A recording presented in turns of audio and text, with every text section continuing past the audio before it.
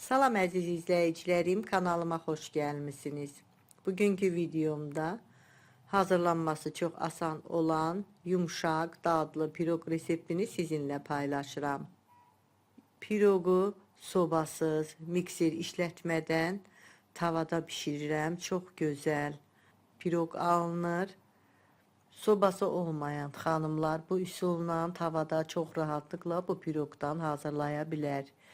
İndi keçək piroqun hazırlanma qaydasına. Bunun üçün əvvəlcə ərzaq qabına bir ədəd sındırdığım yumurtanı əlavə eləyirəm. Üzərinə bir çimdik duz, xrustal stəkanla 200 ml stəkanla bir stəkanda şəkər tozu əlavə eləyib qarışdırıram. Mikserdən istifadə eləmirəm, elə çırpıcı ilə 1-2-3 dəqiqə yaxşı qarışdırıram. Tam ağarıb mayonez halına gələnə qədər çırpıcı ilə qarışdırıram.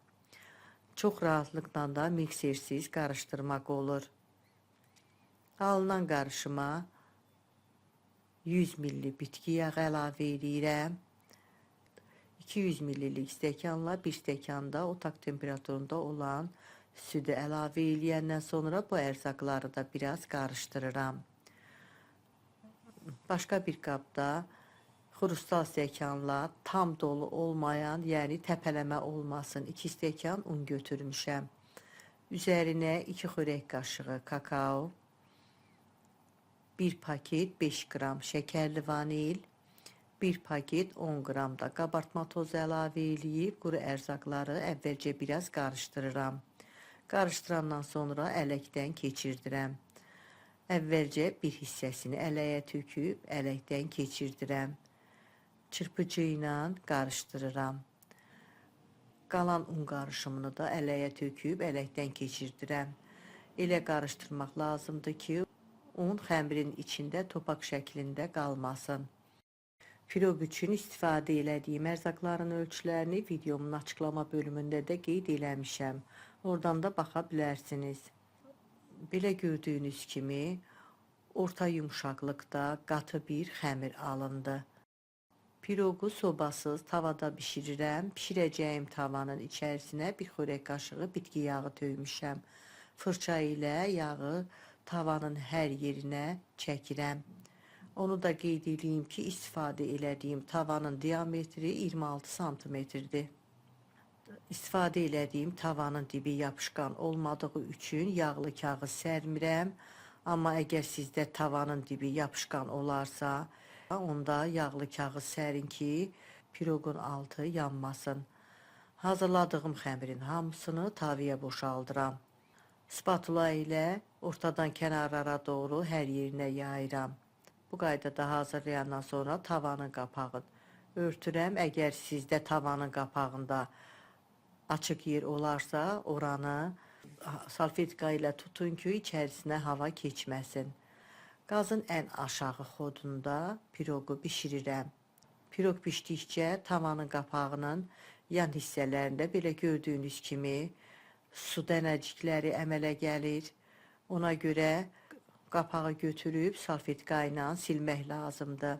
Çalışın ki, piroqu bişirəndə tava qalın olsun. Onda qalın olanda piroq daha yaxşı bişir, altı yanmır.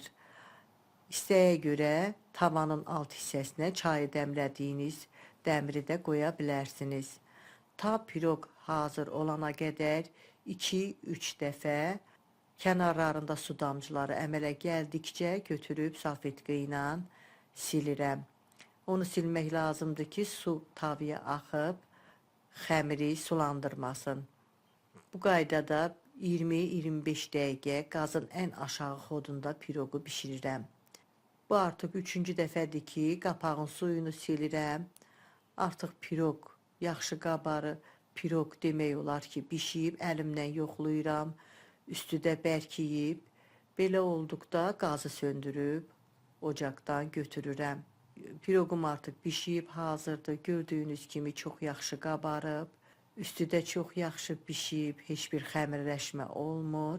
Çox gözəl piroq alınır.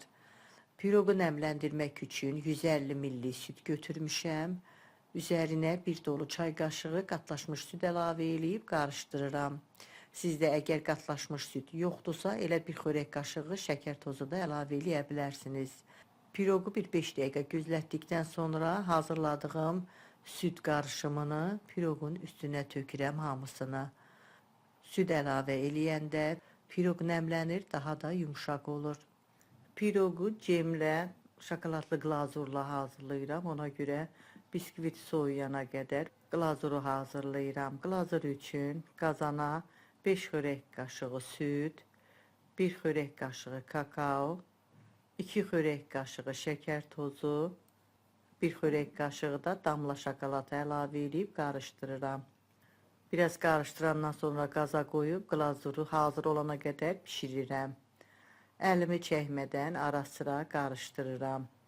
Artıq qaynamağa başlayır. Qatlaşmağa başlayanda üzərinə 1 çay qaşığı qədər də kərə yağı əlavə edib qarışdırıram.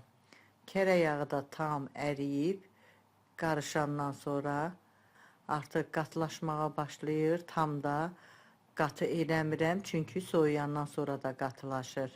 Qazı söndürüb ocaqdan götürürəm. Qoyuram, qalır, tam soyuyur. Piroq artıq demək olar ki, tamam soyuyub. Soyuyandan sonra da tavadan da çox rahatlıqla çıxır. Kənarlarını biraz spatula ilə qaldırıram. Sonra üzərinə bir boş qab çevirib tərs çevirirəm. Belə gördüyünüz kimi piroqun alt hissəsi də çox yaxşı pişib. Çox gözəl piroq alınıb. Soyuyandan sonra piroqun üzərinə çəkmək üçün ərik cemi götürmüşəm. Cemlə piroqun üstünə əlavə eləyib hər yerinə çəkirəm. Mən ərik cemindən istifadə elədim, amma siz öz zövqünüzə görə istədiyiniz cemlə piroqun üstünə çəkə bilərsiniz. Cemi çəkəndən sonra cemin üstündən videoda göstərdiyim kimi glazurdan əlavə eləyirəm. Glazur tam soyuyub, soyuyandan sonra gördüyünüz kimi qatılaşıb, çox gözəl glazur alınıb.